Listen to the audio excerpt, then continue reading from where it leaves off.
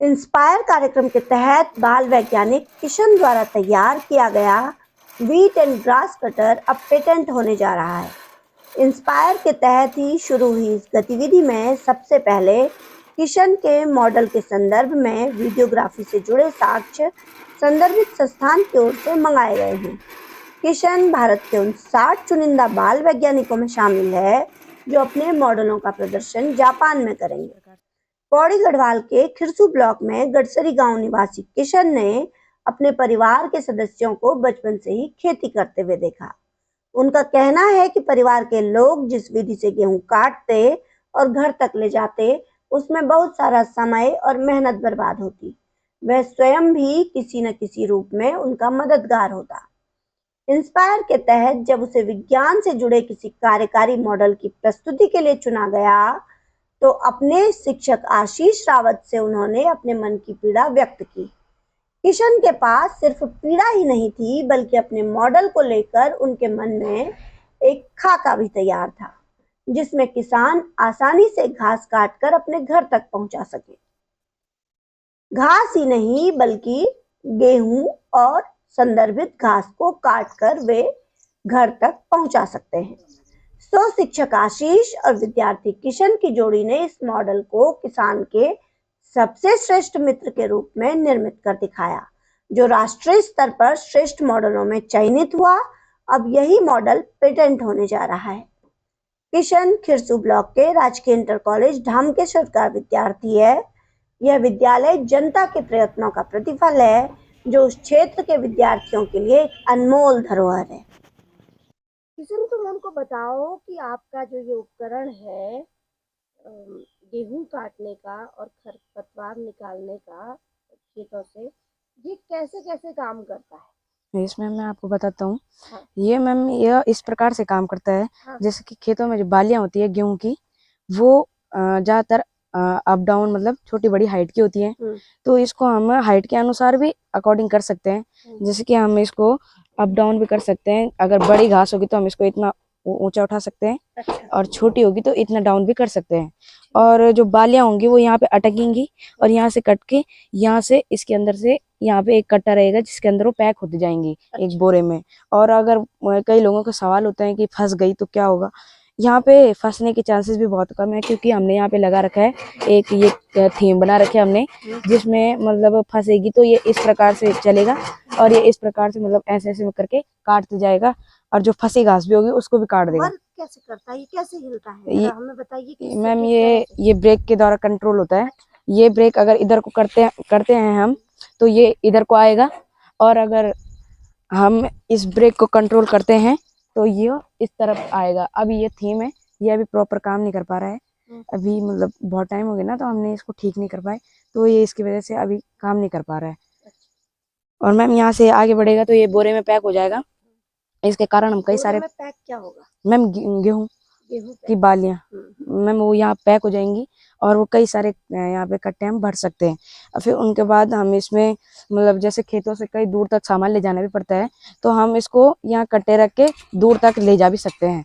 अच्छा। और उसके बाद मैम इसमें हमने एक कटर दे रखा है नीचे, जो कि मतलब ऐसा काम करेगा जैसे कि गेहूं की बालियां कट जाती हैं, उसके बाद उसकी बची खुची घास होती है, तो उसको काटने में बहुत दिक्कत होती है, क्योंकि दरांती से कम हम मिनिमम इतनी गट्ठी तो काट ही पाते हैं, पर इसके चलते मैम इतनी दरांती से इतना। अच्छा। और मैम इससे इतना काट जाता है। हाँ। मैम क्योंकि एक ही बार में काट देता है, और इससे हम इस प्रकार से चलाएंगे। अभी मैम ये फिट नहीं हो पा रहा है। जैसे पैरों से चलाना हो तो पैरों से भी इसे अलग तरीके से चलाया जाएगा।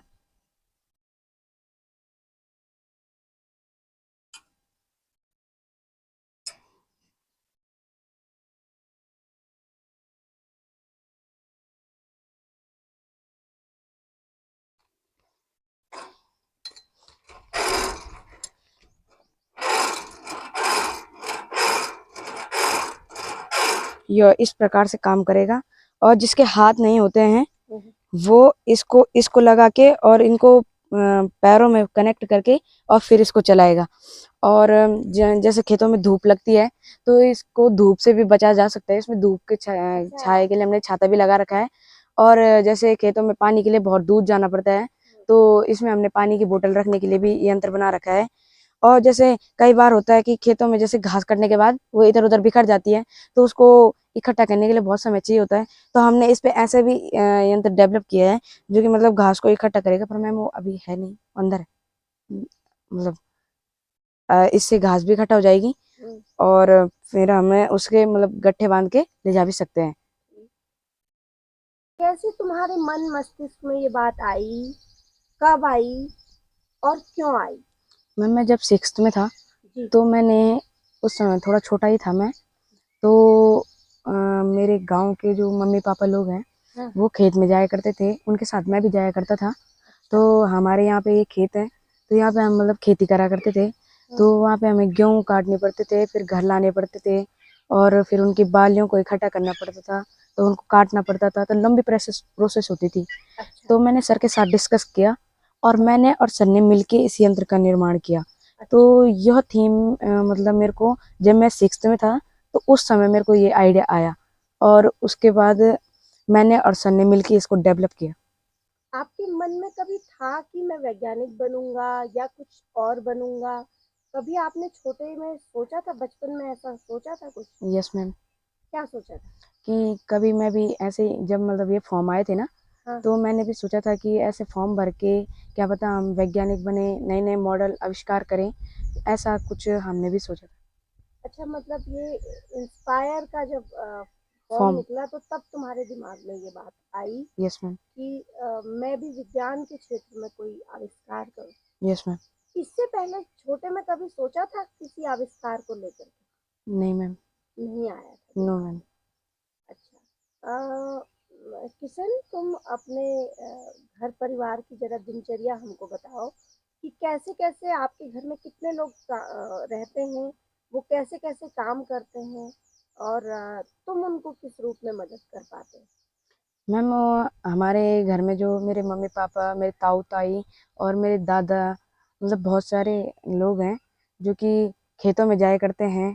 फिर हम ज़्यादातर उनकी सहायता जैसे खेतों से धान को लाने में और जैसे चावल वगैरह की वो खेती होती है, गढ़वाली भाषा में कहते हैं इसे सट्टी। तो उनकी जो खेती होती है उसको मैं उनके साथ निभाता हूँ और खेत से गेहूँ और ये लेके घर पे तक आना पड़ता था। तो उनके साथ एक जगह में बैठ के ये सारी प्रोसेस करनी पड़ती थी कि एक गट्ठा बनाया, काटा, फिर मतलब लंबी प्रोसेस उनके साथ वो कूटने भी पड़ते थे, तो बहुत लंबी प्रोसेस होती थी। तो उनके साथ हमें करना पड़ता था ये काम, तो ये हमने उनके साथ छोटे में मदद की है। बहुत बढ़िया। आशीष सर, ये विज्ञान के क्षेत्र में आपके विद्यालय के इतने विद्यार्थियों ने एक साथ इसी एक साल में महत्वपूर्ण सफलताएं अर्जित की हैं। कैसे कैसे इन्होंने ये पुरस्कार प्राप्त किए हैं और कैसे प्रतिभाग किया है, थोड़ी जानकारी दीजिएगा। इस साल मैडम मेरे 3 स्टूडेंटों ने विज्ञान की अलग-अलग विधाओं में प्रतिभा किया है। किशन है, इसने विज्ञान इंस्पायर प्रतियोगिता में नेशनल विनर है ये। पूरे लगभग 5 साढ़े 500 छात्र छात्राओं में ये टॉप 60 में इसका नंबर है और नेक्स्ट इसने जापान जाना है। और ये रजत कोहली, इसने विज्ञान महोत्सव में भी नेशनल में ये सेलेक्ट हुआ है। ये पुणे में प्रतियोगिता हुई थी और ये बालक, इसने विज्ञान संगोष्ठी में डिस्ट्रिक्ट में 3rd स्थान प्राप्त किया है। क्या नाम है बेटा आपका? अमन कठेर। मैं- अमन, और आप? रजत कोहली। रजत, आपका जो मॉडल है वो किस विषय पर है? मैम ये कृषि पर आधारित है। तो ये मॉडल उन गरीब किसानों के लिए है जो जिनकी आर्थिक स्थिति कमज़ोर होती है। ये बहुउपयोगीकरण एक उपकरण है और इससे समय की बचत हो रही, आर्थिक बचत हो रही है। ये एक साथ कई काम करता है जैसे कि जुताई, बुआई, बीजों को बोना, पानी का छिड़काव और खेत को समतल आदि काम करता था। सर, क्या है ये किशन का जो मॉडल है वो पेटेंट होने की तरफ बढ़ रहा है? क्या कहेंगे आप, कब तक ये पेटेंट होने की संभावना है और इनके अमन और लोगों के जो मॉडल हैं वो किस स्तर पर? हाँ मैडम, इसका जो मॉडल है ये आजकल पेटेंट की प्रोसेस में है। पेटेंट में जहाँ जो भी बच्चे नेशनल में निकले हैं इनमें स्पेशल क्वालिटी या टेक्निकली जो मॉडल होते हैं उनको आगे किया जाता है। और पेटेंट इसका फॉर फ्यूचर इन पे कॉन्फिडेंट बनता है बच्चों का, कि कॉन्फिडेंस लेवल इनका सभी का, जैसे कुछ महीने पहले मैंने इनको देखा तो ये मतलब बाहर जाने में बड़े संकोचित होते थे। अब इनको कोई भी प्लेटफॉर्म मिले तो ये उससे घबरा नहीं रहे हैं। तो ये कॉन्फिडेंस बिल्ट हो रहा है। और इस पेटेंट होने के लिए इसका मॉडल जा रहा है किशन का। और इसका भी नेक्स्ट देखेंगे हम कि पेटेंट किस प्रकार हो पाए। और आगे और भी बच्चे तैयार कर रहे हैं हम इंस्पायर किस तरह से मददगार हुआ है इस पूरी प्रोसेस में? इंस्पायर मैडम, इन मॉडल्स में काफ़ी खर्च लगता है क्योंकि एक्सपेरिमेंटल है। ये कई बार इसको जोड़ना पड़ता है और कई टेक्निक यूज करनी पड़ती है, तो एक्सपेंसिव काफ़ी हो जाता है। तो उसमें काफ़ी ये एक बार डिस्ट्रिक्ट लेवल के लिए 10,000 रुपये देते हैं, और जब स्टेट में सेलेक्ट हो जाए तो फिर ये 25,000 दे रहे हैं। तो काफ़ी सरकार की अच्छी पहल है। इससे बच्चे का भी और टीचर्स का भी आर्थिक मदद और मनोबल भी बढ़ता है। तो किशन और अमन, आप सभी को बहुत बहुत बधाई है। सर, आपको विशेष बधाई है धन्यवाद कि धन्यवाद। आप इस तरह से इन बच्चों को प्रेरित कर रहे हैं। साहब, आपको भी बधाई है कि आपके विद्यालय के ये 3 विद्यार्थी इस तरह से विज्ञान के आविष्कारों के क्षेत्र में और विज्ञान संगोष्ठी को लेकर इतने आगे तक पहुँचे हैं प्रदेश और राष्ट्रीय स्तर पर। कैसे कैसे इस विद्यालय की नींव पड़ी है, इसके बारे में ज़रा बताइए।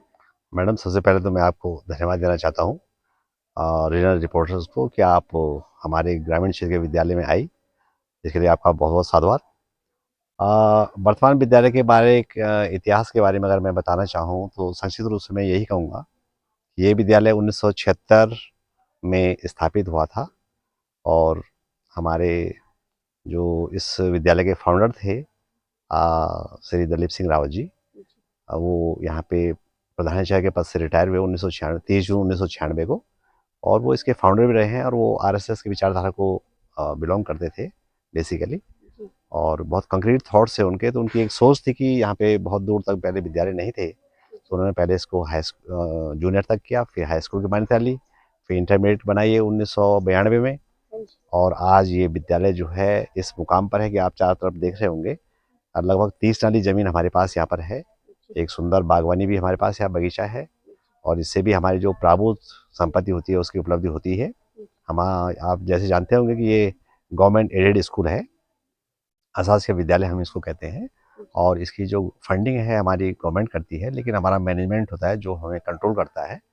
और पूरा हमारा कोऑर्डिनेशन है मैनेजमेंट और विद्यालय का, और हम सब लोग सम्मिलित रूप से कार्य करते हैं। और विद्यालय में हमने जो पुराने फाउंडर लोग थे उनकी विचारधारा को आगे बढ़ाने की कोशिश की है, और उसी का ये परिणाम है कि हमने ऐसा माहौल यहाँ पे क्रिएट किया है ताकि बच्चे जो विधा उनके अंदर है उसको उकेरा जाए।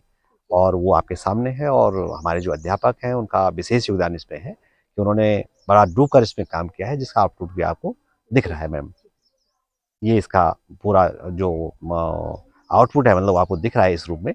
तो हम भी कहीं ना कहीं तो इसके अलावा भी कुछ और उपलब्धियां विद्यालय के खाते में है?